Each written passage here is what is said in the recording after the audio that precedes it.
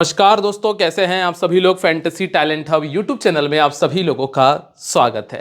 दोस्तों, आज की हम इस वीडियो के अंदर बात करेंगे यूपी वॉरियर्स और रॉयल चैलेंजर्स बेंगलुरु वुमेन्स के बीच होने वाला WPL का मैच नंबर 18। इस मैच को हम डीपली कवर करेंगे और पिछले जितने भी मैचेस हमने कवर किए ना, सब में हमने वन साइडेड परफॉर्मेंस दिया है। आप आराम से पुराने वीडियोज उठाकर देखिएगा, टेलीग्राम चेक कर लीजिएगा। कल की ही बात करें तो दोनों मैचेस बहुत कमाल के थे हमारे। अब चलिए ज़रा देख लेते हैं कि इस मैच में आखिर हमें करना क्या है, कैसे करना है। बस कुछ ज़रूरी चीज़ें जो मैं आपको बता देता हूँ। पहली चीज़ तो ये कि अगर इन्वेस्टमेंट कर रहे हो तो वीडियो को पूरा देखना, नहीं कर रहे हो तो कोई एक अलग बात है। इसके बाद टेलीग्राम ज्वाइन कर लेना।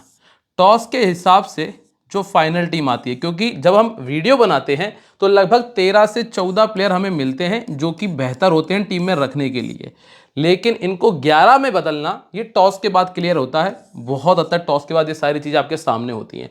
इसीलिए टेलीग्राम पे अगर आप लोग ज्वाइन कर लोगे, जिसका लिंक मैंने डिस्क्रिप्शन और कमेंट सेक्शन में दिया है, तो इसका फ़ायदा आपको मिल जाएगा।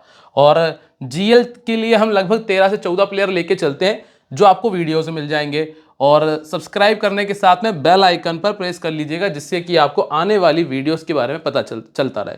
वडोदरा के इस ग्राउंड पर मैच होगा। पिछले लगभग 3 से 4 मैचेस इस मैदान पर ऑलरेडी हो चुके हैं। लास्ट मैच भी इसी मैदान पर हुआ था। उसके पहले मुंबई RCB का मैच भी इसी मैदान पर हुआ। पिछले 2 मैचेस में पहले बैटिंग करने वाली टीम ने मैच में बाजी मारी, उसके पहले सेकंड बैटिंग करने वाली टीम ज़्यादा मैच को विन कर रही थी। लेकिन मैं आपको एक बड़ी कमाल की चीज़ ये बता देता हूँ, मतलब आपको सही तरीके से समझ में भी आ जाएगा कि जब जब यहाँ पर बड़ा स्कोर बना है वो चेस नहीं हुआ, छोटा स्कोर चेस हो गया, जैसे कि 199। और हाँ, एक और चीज़ आपको देखना, कितना क्लोज गई है टीम। ऐसा नहीं हुआ कि अगर बड़ा स्कोर हो गया तो वन साइडेड हो गया, वन साइडेड भी नहीं हुआ है।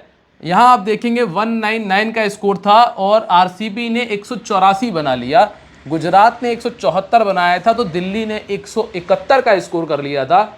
कुल मिलाकर अगर देखा जाए तो जो स्कोर है ना, वो बहुत हद तक क्लोज रहे। और छोटा अगर स्कोर बन जाए, गलती से 140 बन गया, 150 बन गया, तो उसके चेस होने के चांसेस बहुत बहुत ज़्यादा हैं। हालांकि पिछले 4 मैचेस में से 3 मैचेस पहले बैटिंग करने वाली टीम ने जीत लिए हैं।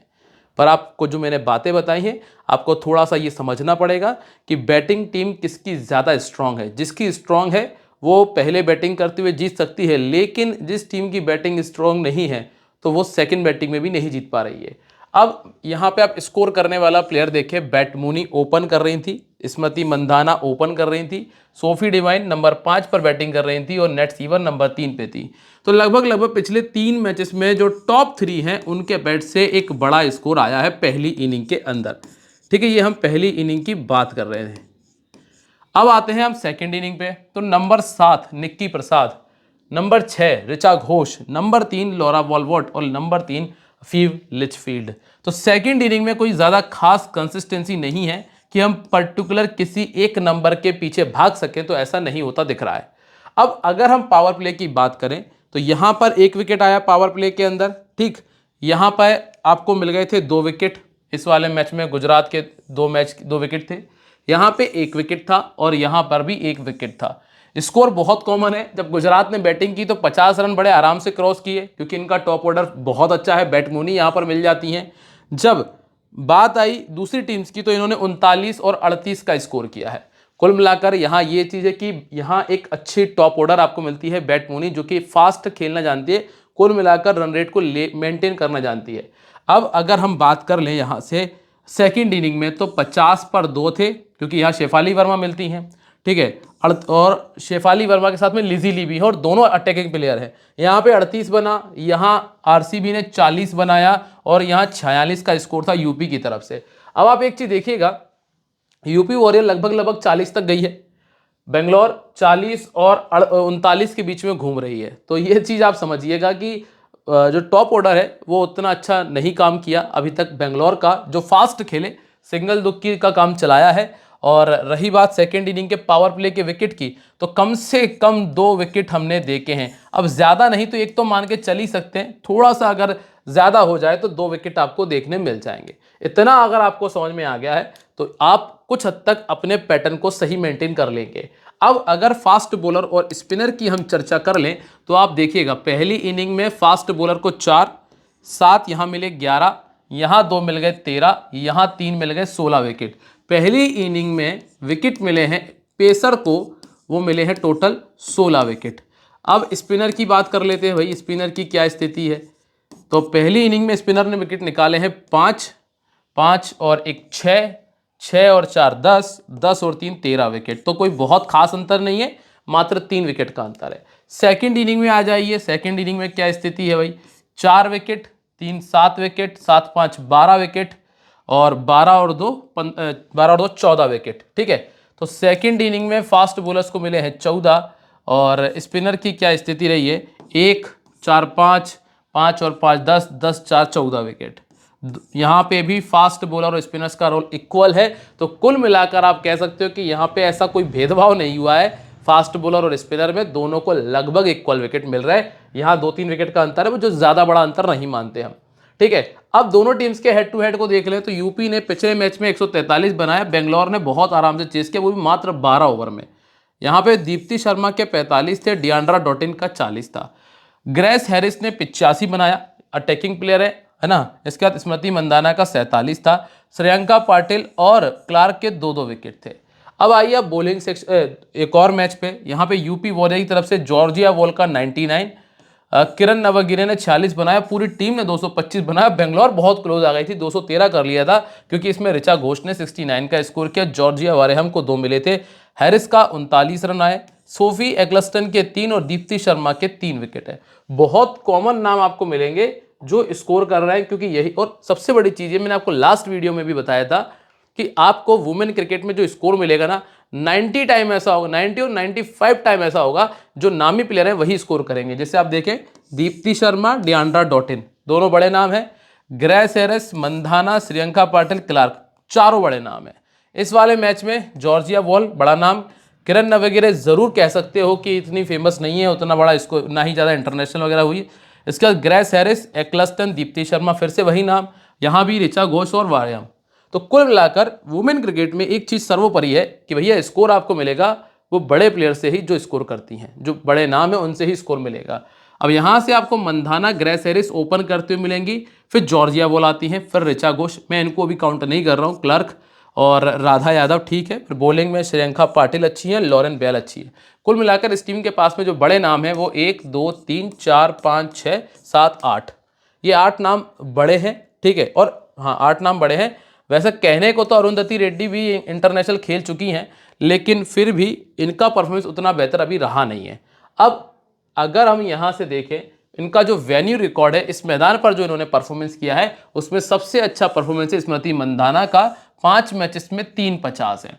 इसके बाद ग्रेस हैरिस ने तो बहुत गंदा परफॉर्मेंस किया, जॉर्जिया वॉल की भी सेम सिचुएशन है, और यही रीज़न है कि इस मैदान पर ये 2-2 विकेट, 3-3 विकेट पावर प्ले में देकर भी गई है।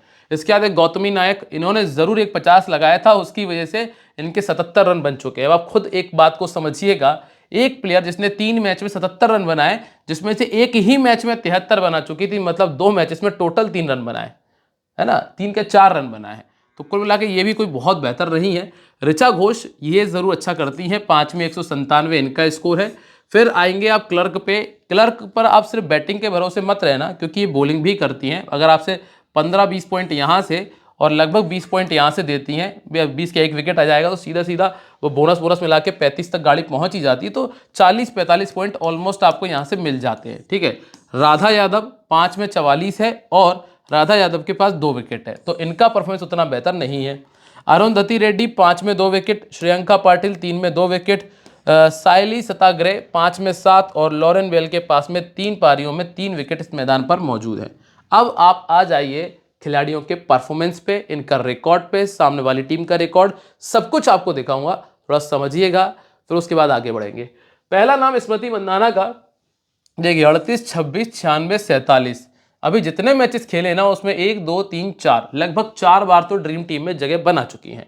इसके अलावा बैटिंग एवरेज बहुत अच्छा है, सेकेंड इनिंग में ज़्यादा अच्छा है, और यूपी के सामने एवरेज 26 है और एक ही 50 है। कुल मिलाकर मंधाना कैप्टनसी की चॉइस में तो मुझे नज़र नहीं आ रही है। ज़्यादा से ज़्यादा मैं इनको वाइस कैप्टन बना सकता हूं, क्योंकि इनका रिकॉर्ड ना यूपी के सामने अच्छा नहीं है, और जो सोफी एक्लस्टन है ना वो इनको कई बार आउट करती हैं। फिर आप आओगे ग्रेस हैरिस पे। ग्रेस हैरिस इस दूसरे मैच में ड्रीम टीम में जगह बनाई थी, इसके अलावा नहीं है। और बड़े कमाल की बात है कि वो स्कोर यूपी के सामने ही आया था। गेंदबाजी करती हैं पर यहाँ इनको गेंदबाजी नहीं मिल रही है। बाहर जब यह बीबीएल खेलती है तो वहाँ गेंदबाजी करती हैं। दोनों इनिंग्स में 3-3 50 इनके पास में मौजूद है। ऑर्थोडॉक्स के सामने ये 11 बार आउट हो चुकी है। दीप्ति शर्मा, सोफी एक्लस्टन और सी ट्रायन इनको ज़्यादा परेशान कर सकती हैं। इसके बाद है जॉर्जिया वॉल। एक सेकेंड कुछ गलत लिख दिया क्या मैंने, माफ़ कीजिएगा। ये दोनों ऑफ ब्रेक गेंदबाजी करती हैं, सिर्फ सी ट्रायन है यहाँ पे, ठीक है। जॉर्जिया वॉल की अगर बात करें तो इन्होंने भी एक ही मैच में 54 बनाया। बैटिंग एवरेज बहुत अच्छा है, 26 का 350 है। पहले इनिंग में 250 है। लेफ्ट आर्म मीडियम जिनके सामने ये 4 बार पहले आउट हो चुके हैं। तो अभी जो ऊपर से हमने 3 प्लेयर देखी है ना, 3 में से 2 की जगह बनती है। स्मृति मंदाना की तो इसलिए बन जाएगी क्योंकि रिसेंटली उन्होंने अच्छा किया है। अब रही बात ग्रेस हैरिस और जॉर्जिया वॉल की, तो इन दोनों में से एक प्लेयर को लेकर हम चलेंगे, ठीक है। गौतमी नायक ने 73 बनाया था, बाकी ऐसा कुछ खास है नहीं, तो इनको हम छोड़ के ही चल रहे हैं, ठीक है। ऋचा घोष की अगर हम चर्चा करें तो ऋचा घोष ने क्या किया, 90 पिछले ही मैच में बनाया एमआई के सामने, 27-44 3 मैचेस में ये भी ड्रीम टीम में आ चुकी हैं। सेकंड इनिंग में बहुत कमाल खेलती हैं, तो सेकंड इनिंग में ही इनका पिछले मैच का 90 भी आया था, ठीक है। और 5-50 कर चुकी हैं, इस टीम के सामने 2-50 किए हैं। तो ये वो तीसरी प्लेयर हैं जो टीम में जगह बनाएंगी। इसके बाद क्लर्क है। क्लर्क की अगर बात करेंगे तो ये बैटिंग प्लस बॉलिंग दोनों करती हैं, इसलिए इनको छोड़ने का फायदा होता नहीं है, क्योंकि लगभग 3 से 4 ओवर की गेंदबाजी और बल्लेबाजी तो आ ही जाती है। 63 रन 4 विकेट ड्रीम टीम में आ गई। यहाँ भी ड्रीम टीम में, यहाँ भी ड्रीम टीम में, तीनों मैचेस में ड्रीम टीम पक्का हुआ। ये भी ड्रीम टीम में आ गई 4 बार और ये भी ड्रीम टीम में आ गई 5 बार। तो लगभग 5 बार ये ड्रीम टीम में जगह बना चुकी हैं। 26 विकेट्स हैं, 20 का बैटिंग एवरेज है। 50 नहीं मिलेगा, 30 मुश्किल हो जाएगा, लेकिन हाँ ये 20-25 वाला स्कोर लगभग मिल जाएगा और साथ में 1 विकेट तो निकाल देती हैं। राइट आर्म ऑफ स्पिन मतलब दीप्ति शर्मा इनको परेशान करेंगी। अब इसके बाद आते हैं अरुंधति रेड्डी पे। अरुंधति रेड्डी का मैंने अभी आपको बताया कि उतना कुछ खास परफॉर्मेंस चल नहीं रहा है, इसीलिए इनको मैंने साइड में रखा था। 15 विकेट है। श्रियंका पाटिल ये एक अच्छी बॉलर है जो ऑलमोस्ट 1 विकेट आपको निकाल कर देंगी ही देंगी। 32 में 39 विकेट है।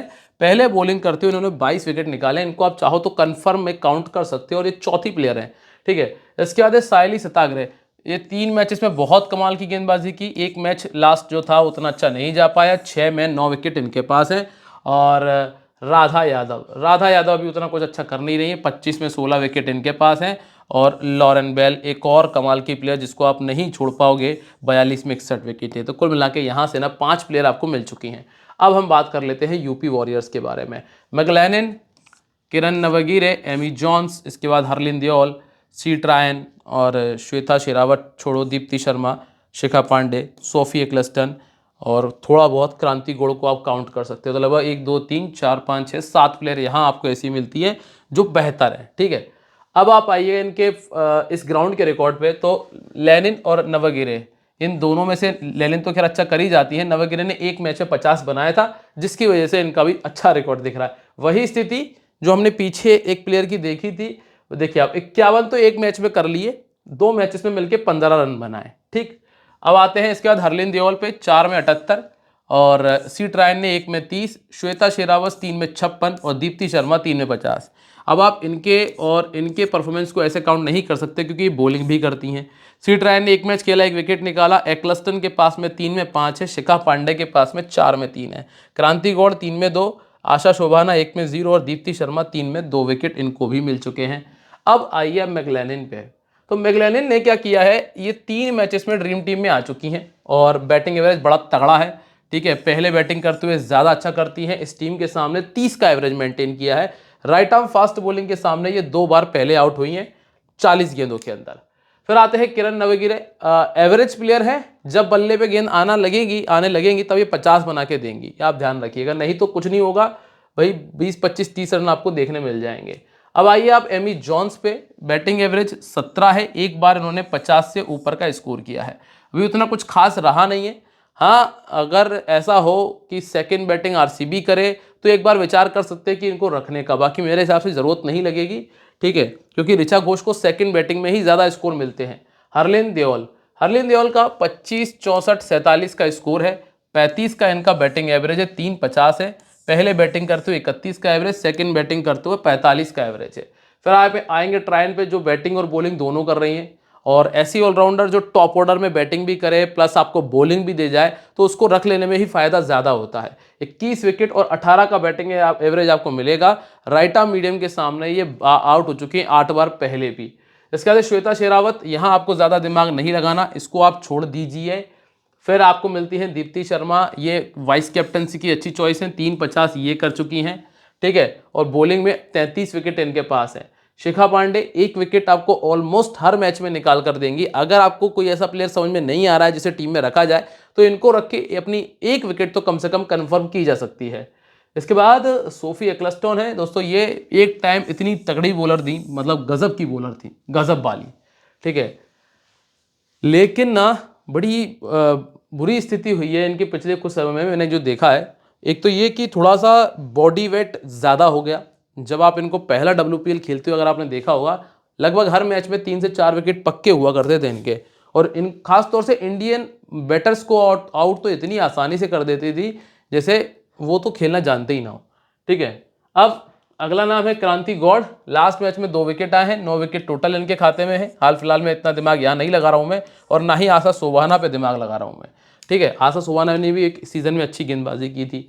अब आप यहाँ देखें स्मॉल लीग में captain vice captain, Andy Clark, Smriti Mandhana, Richa Ghosh और ग्रेस हैरिस, ये आपके पास कुछ बेहतर ऑप्शन है, और दीप्ति शर्मा को भी आप ऐड कर लीजिएगा।